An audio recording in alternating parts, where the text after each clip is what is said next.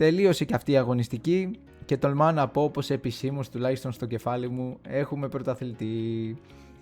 Άκουσα και διάβασα σχόλια, αναλύσεις, παπάντζες και πραγματικά βαρέθηκα να ακούω γιατί και καλά το πρωτάθλημα ακόμα παίζεται και ότι ο Ολυμπιακός είναι μέσα στο κόλπο. Μάλιστα. Λοιπόν, εγώ ήρθα να σας επανατοποθετήσω στο σωστό universe, αλλά πριν συμβεί αυτό θα πούμε δύο λόγια για τα χθεσινά. Πάμε αρχικά στην πρωταθλήτρια ΑΕΚ. Ναι, τολμάω να το πω, πρωταθλήτρια ΑΕΚ. Η Ένωση ήταν καταιγιστικότατη, ήρθε με κεκτημένη ταχύτητα από το μάτς με τη Ράγιο και παραδόξως συνέχισε στον ίδιο ρυθμό.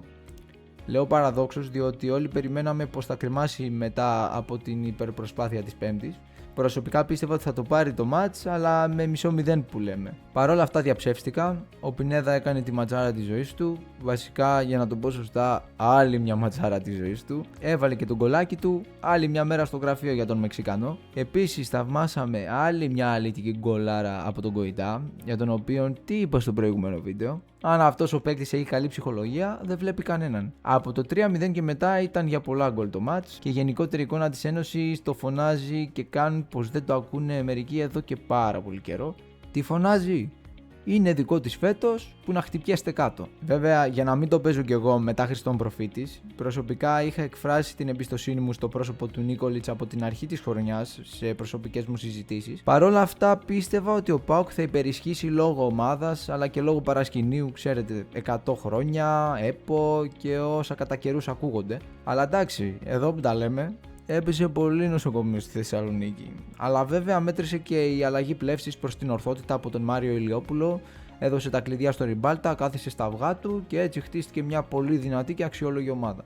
Ο ΠΑΟΚ από την άλλη έχει παραδώσει πνεύμα. Οι τραυματισμοί που τον ταλαιπωρούν μέσα στη χρονιά έως τώρα τον έβγαλαν εκτός πρωταθλήματος. Από τη μια κρίμα διότι θεωρώ πως ο υγιής ΠΑΟΚ θα έπαιρνε το πρωτάθλημα, μιας και έπαιζε και την καλύτερη μπάλα. Είχε και το κίνητρο των 100 χρόνων. Θα ήταν μια ευχάριστη συγκυρία για το δικέφαλο του Βορρά, αλλά σίγουρα δεν είναι μόνο θέμα ατυχίας. Κάτι έχει γίνει πάρα πολύ λάθος στον ΠΑΟΚ φέτος. Και γι' αυτό και οι τόσες απουσίες. Οι τραυματισμοί δεν είναι τυχαία γεγονότα, κάτι γίνεται με όλο το τεχνικό team, πρέπει να το δουν οι θείοντες και να το διορθώσουν. Τώρα, αν το πάμε καθαρά αγωνιστικά, η εικόνα είναι κακή, φαίνεται η ομάδα έξω από τα νερά της, γενικά δεν πείθει. Βέβαια, εφόσον ο ρεαλιστικός στόχος είναι τα προκριματικά του Champions League, η κατάκτηση δηλαδή της δεύτερης θέσης, δεν μπορώ να πω ότι ο ΠΑΟΚ είναι σε δυσμενή θέση. Αυτό διότι αν εξαιρέσει στην ΑΕΚ, οι άλλοι δύο αντίπαλοι, ο Ολυμπιακός και ο Παναθηναϊκός, πετάν χαρταετό, δεν είναι σε καλή κατάσταση και δεν τους διακρίνει σταθερότητα. Έχουν και αυτοί έντονες ανορθογραφίες και παθογένειες που κάνουν μπαμ. Οπότε ο ΠΑΟΚ έχει το περιθώριο να σώσει τη χρονιά και μην ξεχνάμε ότι διεκδικεί και το κύπελο απέναντι στον Όφη το ερχόμενο Σάββατο. Οπότε δίκαιο το αποτέλεσμα στην All Win Arena. Η ΑΕΚ καβάλα στο άλογο, ο ΠΑΟΚ προβληματισμένος αλλά ακόμα φιλόδοξος και εντός κάποιων στόχων. Οπότε και εμείς συνεχίζουμε. Πάμε τώρα στο μάτς της Λεωφόρου.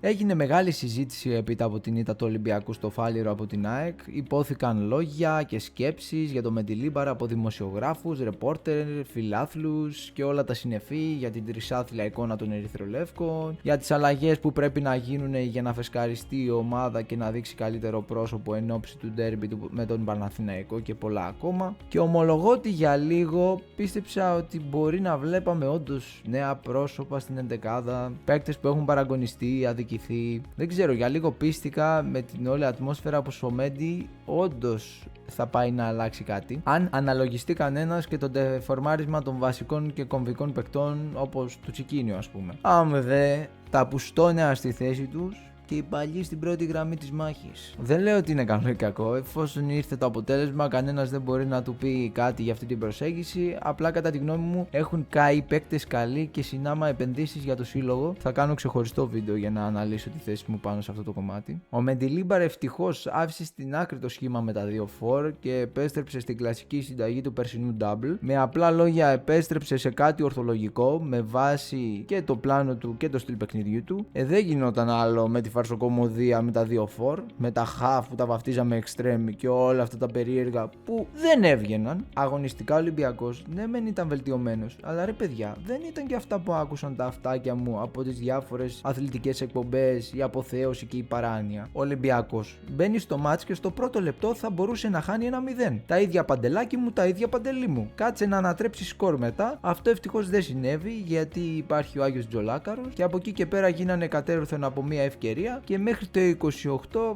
βλέπαμε ένα μάτς σούπα. Δημιουργία 0 και από τις δύο ομάδες και έπειτα έχουμε ένα 20 λεπτό μαζί με τις καθυστερήσεις όπου έγινε το θαύμα και είδαμε τον Ολυμπιακό να κάνει build-up, φάση που τελείωσε με ένα ωραίο σουτ του Τσικίνιο. Είδαμε το Γετβάι να βγάζει assist στο Ζέλσον για να ξεκλειδώσει ουσιαστικά το match και last but not least τον ανύπαρκτο έως το 45 Ροντινέι, ο οποίος έπαιζε extreme, να βάζει γκολάρα και να τελειώνει ουσιαστικά το match. Ρόντι, ήσουν όντως ανύπαρκτος, αλλά είσαι παιχταράς ρε φίλε, respect. Το δεύτερο ημίχρονο δεν υπήρξε ποτέ, οπότε δεν το σχολιάζω. Ήταν σαν να μην συνέβη τίποτα, σαν να μην έγινε. Οπότε, λέω εγώ, με το χέρι στην καρδιά, πού ακριβώς διακρίνατε μια καλή απόδοση στον Ολυμπιακό? Βελτίωση υπήρξε. Ήταν βελτιωμένο στην πίεση που αυτό οφείλεται στην καλή παρουσία του Τσικίνιο. Προσπάθησε να παίξει με κάτω την μπάλα περισσότερο, εξού και μόνο οι 8 σέντρες. Ήταν μια καλή προσπάθεια, αλλά η προσπάθεια δεν φέρνει πάντα μια καλή εικόνα. Θέλετε να τη βαφτίσουμε μέτρια? Ας τη βαφτίσουμε μέτρια. Τα γεγονότα είναι τα εξής. Ο Ολυμπιακός πάει να φάει γκολ στα πρώτα λεπτά του αγώνα, όπως και στα προηγούμενα μάτς. Δυσκολεύεται να δημιουργήσει προϋποθέσεις απέναντι σε έναν κάκιστο αντίπαλο, όπου εδώ βλέπουμε βέβαια τη βελτίωση, γιατί τουλάχιστον το κάνει σε δύο περιπτώσεις με τον Ελκαμπή. Το γκολ που ξεκλειδώνει το μάτς και παίζει κομβικό ρόλο για μένα είναι συγκυριακό. Συμβαίνει μια φορά στα 100 μάτς και δεν είναι μέρος μιας πίεσης ή μιας ομαδικής προσπάθειας. Είναι ένα τυχαίο γεγονός. Από εκεί και πέρα ο Ολυμπιακός είναι καλός στο να διαφυλάσει σκορ. Τα προβλήματά του αφορούν καθαρά το δημιουργικό κομμάτι. Αμυντικά με Πυρόλα Ρέτσο έχει βρει την υγειά του, ακόμα και σε μια βραδιά όπου ο Ρέτσος δεν ήταν καλό. Όπως και να έχει, με αυτή τη μέτρια εικόνα, πώς είναι δυνατόν να πιστεύουν πραγματικά ότι ο Ολυμπιακός μπορεί να διεκδικήσει το πρωτάθλημα απέναντι στην ΑΕΚ? Αν έπαιζε μπάλα το brand name, θα σου έλεγα ναι, έχεις δίκιο. Θρύλος είσαι που λέει και ο Βερβελές. Αλλά με αυτό το μέτριο πράγμα που βλέπουμε φέτος στον αγωνιστικό χώρο, δεν υπάρχει περίπτωση ο Ολυμπιακός να κάνει το 4-4 με την ελπίδα η ΑΕΚ να κάνει γκέλες. Τι να πω, αν αυτό συμβεί, respect στον Ολυμπιακό,